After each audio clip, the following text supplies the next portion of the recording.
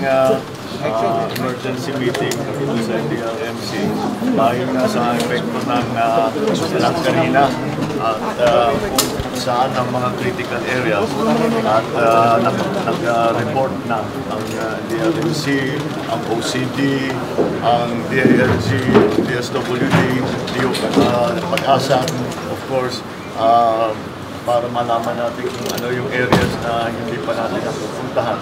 So, kaunti lang naman ang instruction na binigay ko sa grupo dahil maganda naman ang response natin so far.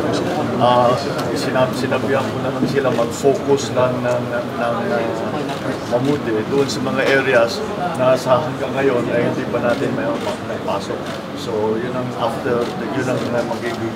magiging next na priority na gagawin ng DSWD, pati na siyempre public works because kung yung mga daan na landslide, kailangan pagtulungan sila ng LGU para i-clear yung daan. The only other main issue was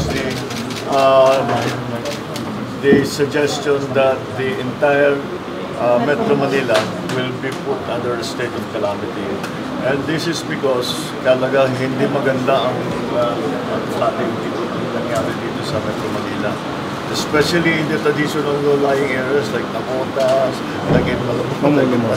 These are all these places that mababa talaga sa dagat yan, kaya lagi nababaha. Nasira pa yung flood control natin dahil binangga ng barko. Kaya halos lahat ng bayan ay nasa sa tubig. So led by our DILG secretary, together with the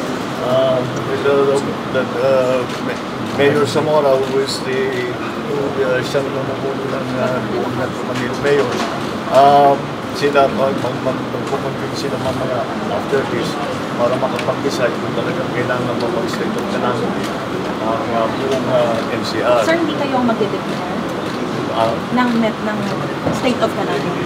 Hindi na po kayo? No. We don't, actually, usually, ang state of calamity is the LGU executive. Pag regional, it's because sabay-sabay.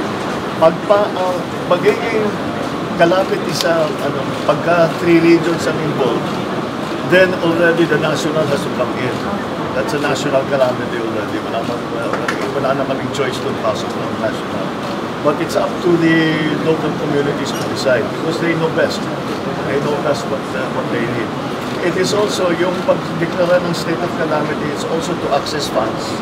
Para makapag-access sila ng funds. Kasi nauubos na yung kanilang emergency na reserve.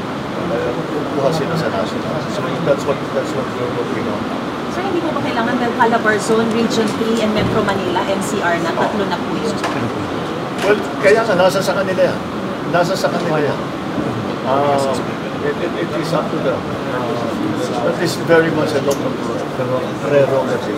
Sir, how about the flood control project? Kumusta po yung situation? I don't think we can really talk about that now. What we need to talk about is how to bring help to the people who are in trouble.